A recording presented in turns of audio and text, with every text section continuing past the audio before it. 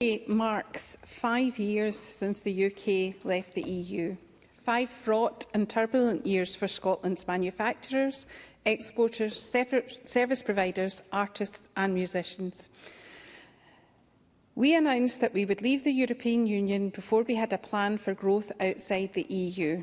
Not my words, those of Kemi Badenoch. For once, and probably the only time, I do agree. But argue it wasn't just a lack of plan for growth, it was a lack of plan, full stop. Yeah. It was nice to hear a rare bit of honesty from a Tory leader on Brexit. Shall we hear from 3 more Brexiteers? Michael Gove opined, the day after we vote to leave, we will hold all the cards and we can choose the path we want. But we now have fewer jobs, food at the highest all-time prices and less trade. Dominic Cummings had to concede that £350 million figure for the NHS that was plastered on a bus was a lie. Yeah. And Nigel Farage vowed to tear up the EU red tape, holding Britain back.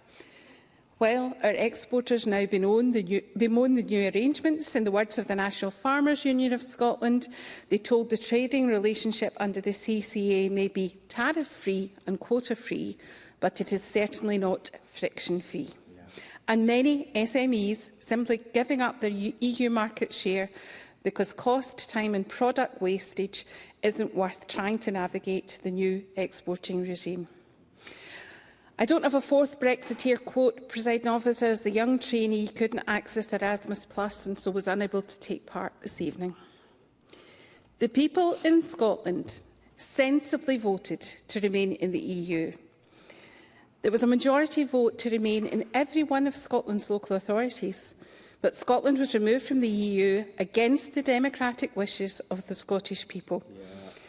Brexit has caused and continues to cause substantial harm to the Scottish and UK economies. Recently, NIESR economic think tank said UK exports from the service sectors could be cut by up to 60%, and for Scotland that would be equivalent to £2.3 billion hit because of Brexit. The Office for Budget Responsibility has reported an estimate that Brexit will reduce the overall trade intensity of the UK economy by 15% in the longer term.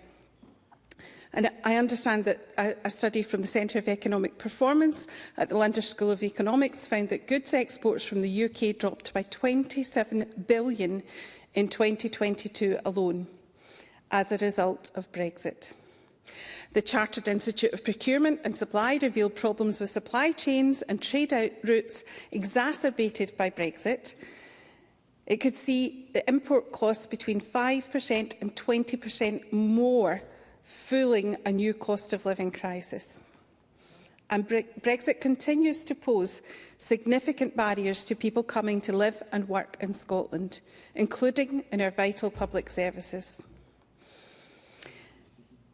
Over 10 years ago, Scotland was told that the only way to stay in the EU was to remain part of the UK and vote no. Brexit has been a disaster for Scotland. It's made us poorer, a disaster that has diminished our international standing, and a disaster which cut off the world's largest economic market, and a disaster which has denied a wealth of opportunity, rich cultural exchanges, academic collaboration and the right to work and study and live in 27 other nations. A generation of people in my Motherwell and Wishaw constituency have rights I enjoyed for most of my adult life ripped away against their expressed will. Brexit is manifestly harming our present and our future.